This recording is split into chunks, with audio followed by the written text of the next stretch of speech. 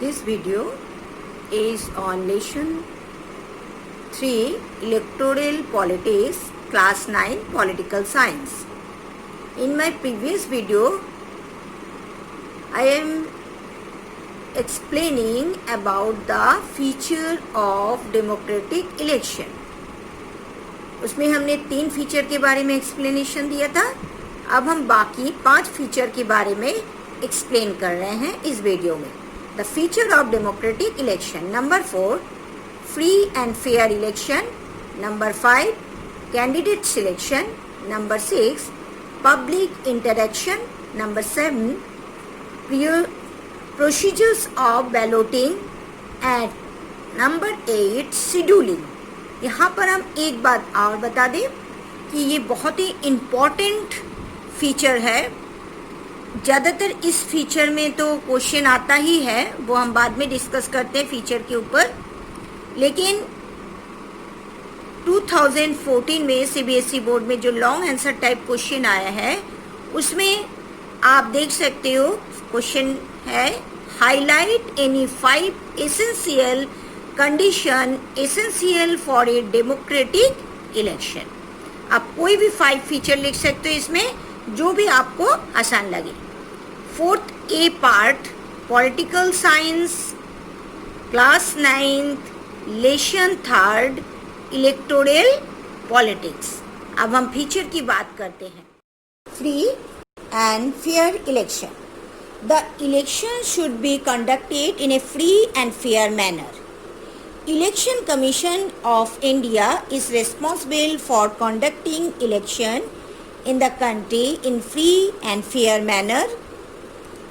To call an election democratic, the use of money and muscles power has to be strictly curbed. अब हमारे देश में election commission जो है वो सारा रिस्पॉन्सिबिलिटी लेते हैं फ्री और फेयर इलेक्शन कंडक्ट करने के लिए.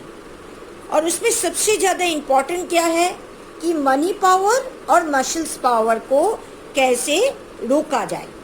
यहाँ पर आप रेड कलर से अंडरलाइन देख रहे हो, इलेक्शन कमीशन ऑफ इंडिया. ये बहुत इम्पॉर्टेंट टॉपिक है.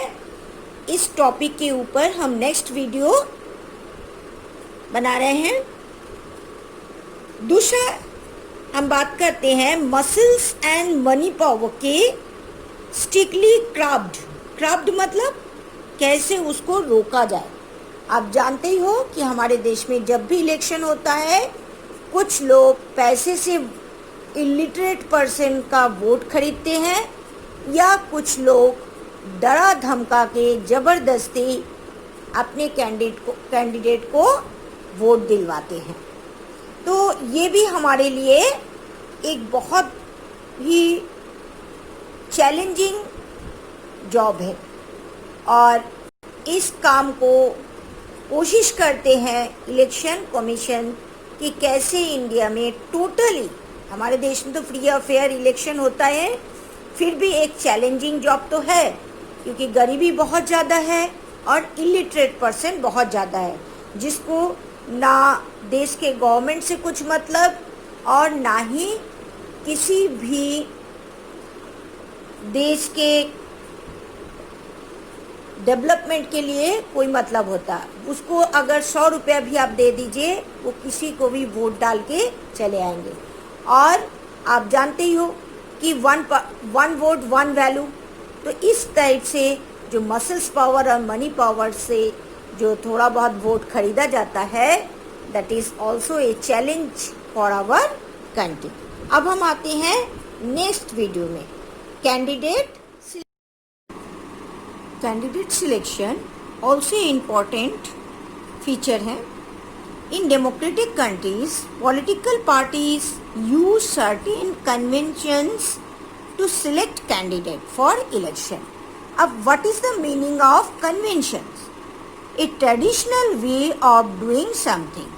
कोई भी पार्टी ऐसे वैसे ही किसी को टिकट नहीं दे देता है, उसके लिए भी वो काफ़ी डिस्कशन करते हैं और उसका एक प्रोसेस होता है.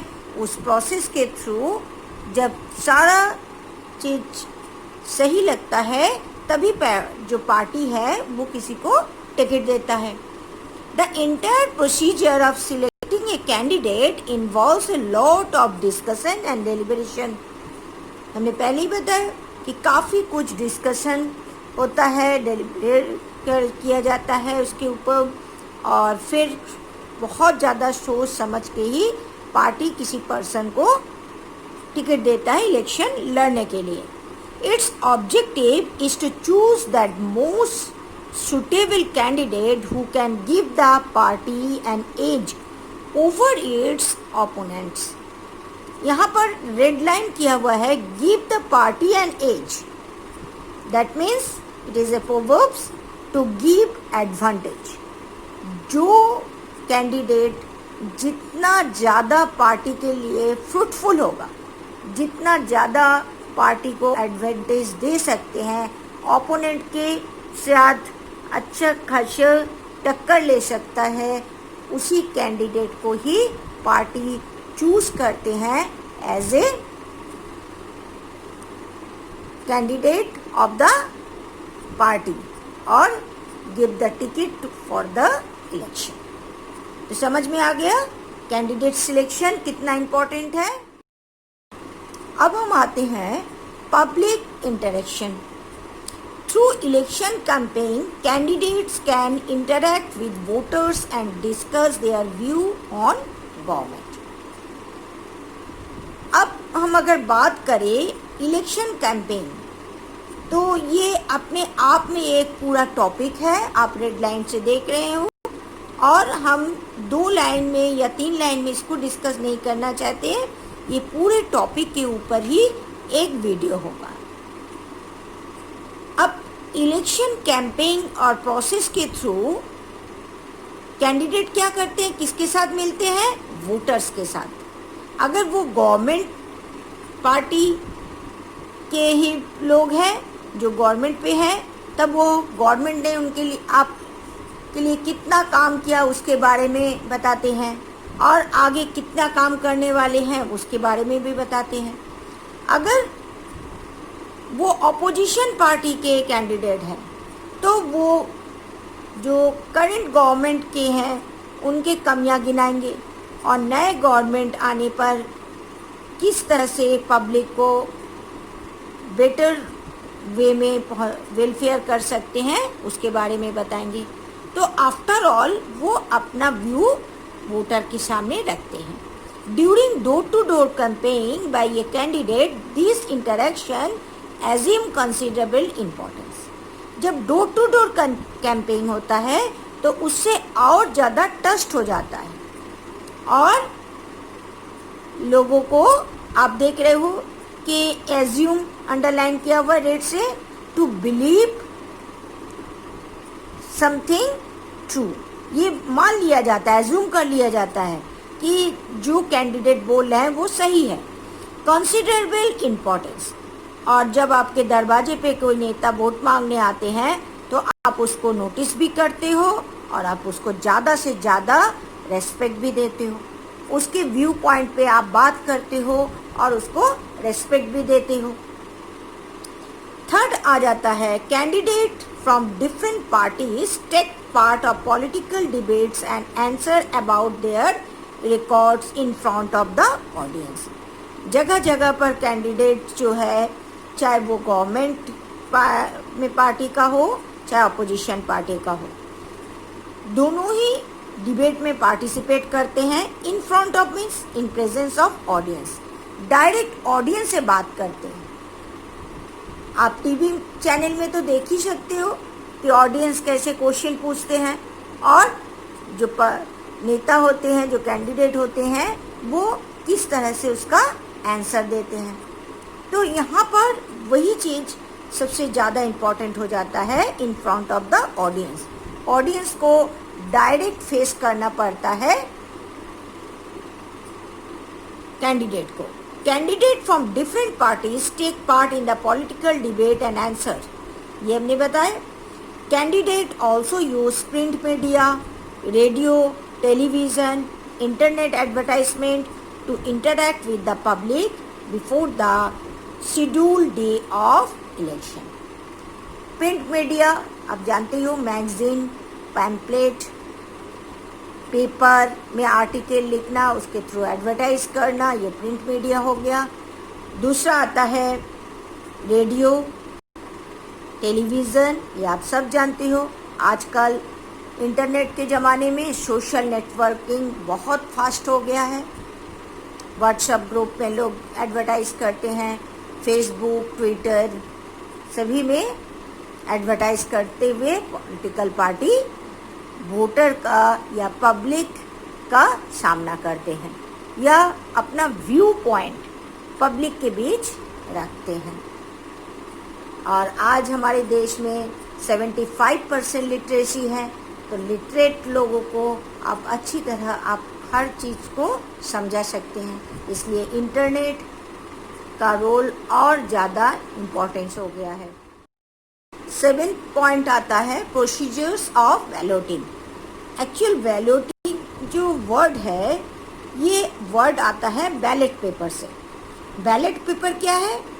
A slip of paper used to register a vote. पहले एक वोट पेपर होता था जिस पे कैंडिडेट का नाम और सिंबल, पार्टी का सिंबल लिखा रहता था, और उस पेपर में हम स्टैम्प लगाते थे।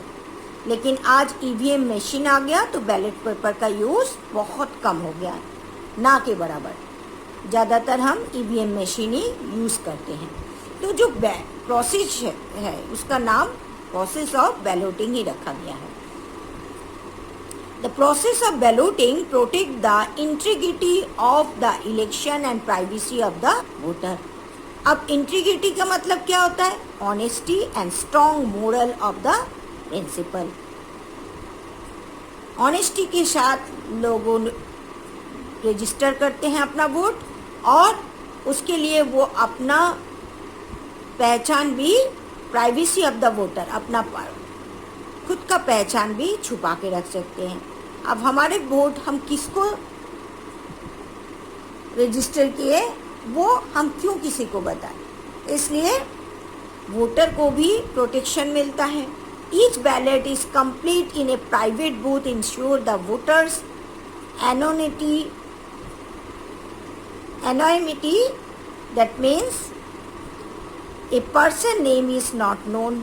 किसने किसको वोट दिया है, किसने वोट कास्ट किया है, उसके बाद में पता ना चले। Voter place their ballot in ballot boxes. The ballot box are not opened until voting has ended। Ballot box open नहीं होता है जब तक कि पूरे के पूरे प्रोसेस पूरे कंट्री में या पूरी कॉन्स्टिट्यूएंसी में कंप्लीट ना हो जाए। अब हम इस वीडियो पे बात कर रहे हैं शेड्यूलिंग का। In India election for Lok Sabha and the state legislature assembly are held after every 5 years. This is also a maximum period of time for which government can stay in power. ये हर 5 साल में election होता है, चाहे वो state legislature हो, चाहे वो लोकसभा इलेक्शन हो। ऐसे हमारे पंचायती राज में भी 5 years का ड्यूरेशन में ही इलेक्शन होता है। This is also a maximum period of time for which the government can stay in a power. When this period is over, the legislature is dissolved and the new election are held. यही 5 साल का time मिलता है government को, वो कितना अच्छा rule करे, वो लॉ चेंज करे या नया लॉ ले आए, या कितना भी बेटर वेलफेयर कर ले अपने पब्लिक को सेटिस्फाइड करने के लिए। अब यहाँ पर मीनिंग आता है legislature. Legislature means red line से लिखा हुआ है, a group of people who have the power to make and change the law. The election commission puts into an effect of the machinery for holding the election. Total जो election system है India में कौन operate करता है? That is election commission. और missionaries मतलब total system starting day से लेके एंडिंग तक, रिजल्ट के निकलने तक, काउंटिंग तक, रिजल्ट निकलने तक सारा कुछ पावर किसके हाथ पे रहता है? Election commission. वो डेट भी देता है, पोलिंग भी करवाता है और रिजल्ट भी डिक्लेयर करता है। In a vast country such as India, general election can be held in different phases within a period of few months. हमारे देश में, इंडिया में एक साथ इतना ज़्यादा बड़ी कंट्री में एक साथ इलेक्शन डेट तो नहीं हो सकता, इसलिए अलग अलग डेट में अलग अलग एरिया में इलेक्शन होता है, लेकिन उसको ये नहीं कि बहुत लंबी चले, with in a period of few month, कुछ ही मंथ के अंदर उसको कंप्लीट करना रहता है। और इंडिया जैसे कंट्री में एक फ्री और फेयर इलेक्शन करना तो एक चैलेंजिंग जॉब है ही है। तो इसमें इलेक्शन कमिश्नर का इम्पोर्टेंस समझ में आता है इंडिया वालों को।